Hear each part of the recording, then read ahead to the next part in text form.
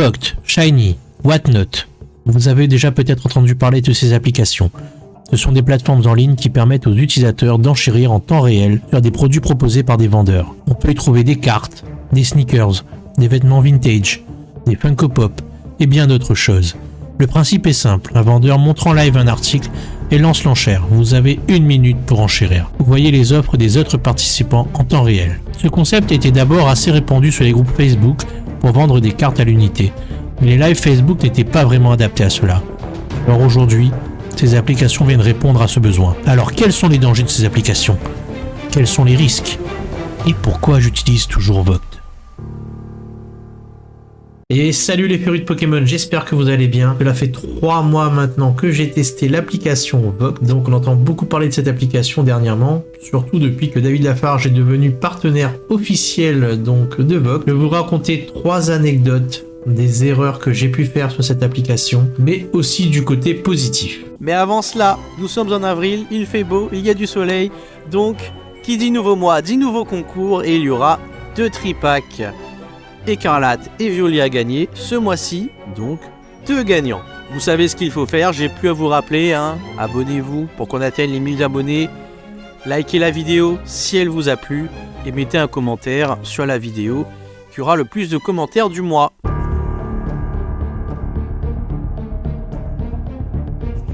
Donc j'étais sur Vogt, un après-midi comme un autre, et je vois un box break, donc d'une display japonaise, donc c'était violet. Donc pour ceux qui ne savent pas, un box break c'est quand on achète des cartes en live pour que les personnes nous l'ouvrent en live et on découvre du coup ce qu'il y a dans le booster en live. Du coup on arrive au dernier booster de la display et la secrète n'est toujours pas tombée.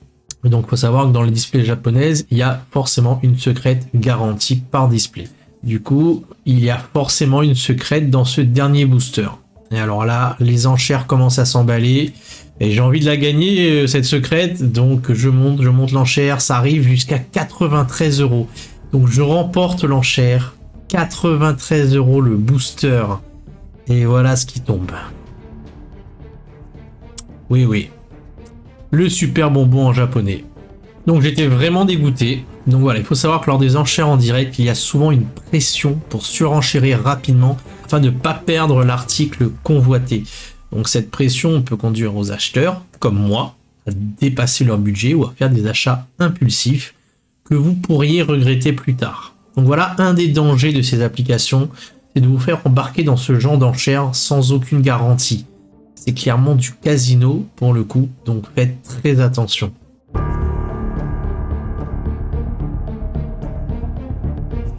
Donc pour cette deuxième anecdote, j'arrive sur un live et je vois une display scellée avec 400 cartes communes de trésors mystérieux en anglais. Je me dis, ah ouais, c'est cool ça c'est du bon vintage et pas cher en plus. Je vois que personne qui enchérit à 50 €. Du coup j'enchéris, je remporte l'enchère, sauf qu'il avait précisé à l'oral que c'était pas de l'anglais, c'était du roumain. Du coup, j'aurais pu annuler la vente, comme beaucoup le font, en prétextant un misclick, mais j'ai assumé mon erreur. Et je suis arrivé, j'ai pas entendu, j'ai enchéri tout de suite. Du coup, voilà, faites attention, si vous achetez quelque chose et que vous n'avez pas écouté, ou que vous n'avez pas le son, tout n'est pas forcément écrit dans la description, dans le détail de l'article, dans le titre de l'article, et vous vous retrouvez à dépenser pour quelque chose que vous n'auriez simplement pas acheté en temps normal. Parfois la qualité du live n'est pas top non plus, alors il y a des défauts sur une carte que vous ne pourriez pas voir par exemple. Donc évidemment, si jamais ça vous arrive, vous avez toujours le droit d'annuler l'achat. Soit le vendeur le fait de lui-même, soit vous envoyez un message au support pour annuler. Donc voilà, faites quand même attention, ne vous précipitez pas. Même si vous loupez une enchère, c'est pas grave. Vous voulez voir à quoi ça ressemble du coup des cartes en roumain? Alors, il est pas beau mon germignon en roumain? Il est pas beau ce petit goupix roumain? Donc est-ce qu'il y a certains d'entre vous qui cherchent un petit Zarbi en roumain? Personne? Ah, c'est dommage, hein. Donc voilà. Allez, passons à l'anecdote numéro 3. Donc voilà, si quelqu'un veut l'acheter, n'hésitez pas. Hein.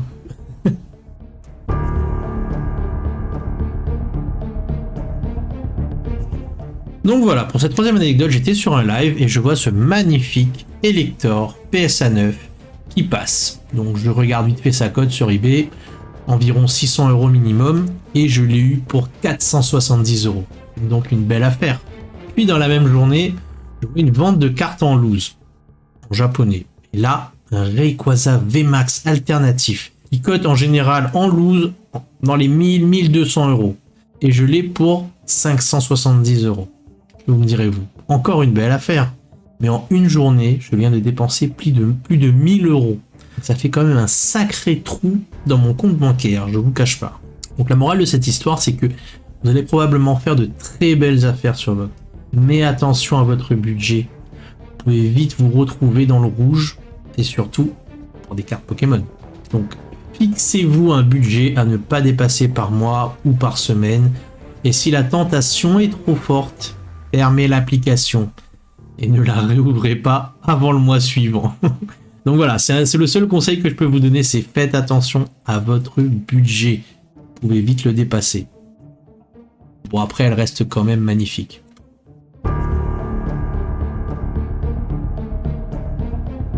Alors pourquoi, malgré tous ces dangers, tous ces risques, je continue d'utiliser Vogt aujourd'hui, presque au quotidien, même avec toutes ces anecdotes qui clairement pourraient me faire désinstaller l'application? J'ai appris de mes erreurs. Donc je me suis fixé des règles, des limites, et voilà. Et j'adore utiliser cette application, car vous pouvez vraiment trouver les cartes qui vous manquent pour votre collection. Il faut juste être patient. C'est-à-dire patient, ne pas dépasser votre budget.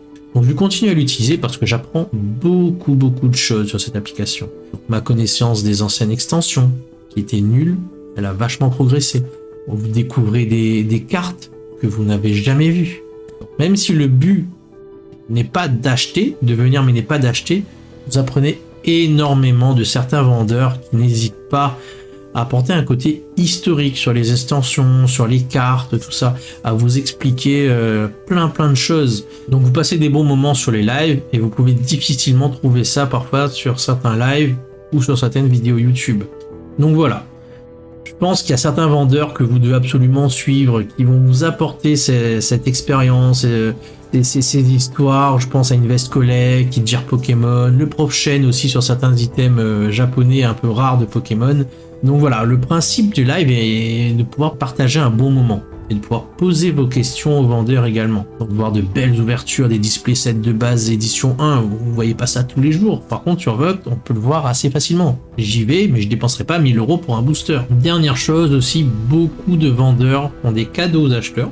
Donc, et aux personnes qui sont abonnées à leur chaîne. Donc c'est une bonne façon pour eux d'avoir des abonnés et en même temps vous de gagner des cadeaux sans avoir rien à faire à part suivre la personne. Et si vous êtes des vendeurs, il y a pas mal d'avantages, donc comme pouvoir vendre ces cartes à l'unité sans forcément avoir les lister avec la photo avant, arrière, etc. Juste à la montrer en live. Donc c'est toujours cool. Pouvoir faire des box break aussi sans forcément avoir vendu tous vos boosters en amont. Donc tout se fait en live, les enchères se font en live.